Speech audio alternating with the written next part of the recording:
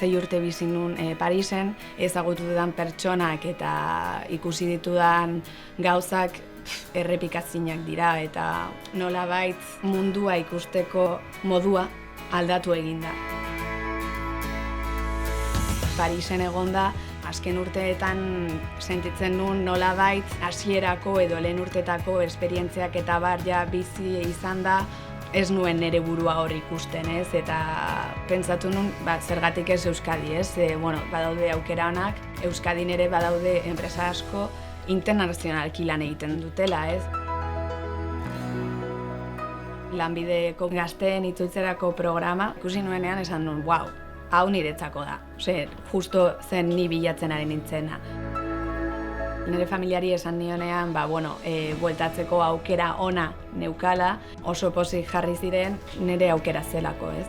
Nire lagun bat, pixkat exageratua dena esan zidan, Donosti leku hobeagoa zela nirekin hemen, ez? Nik uste dut badaudela aukerak, eta badaudela aukerak atzerrian egon diren pertsonentzako.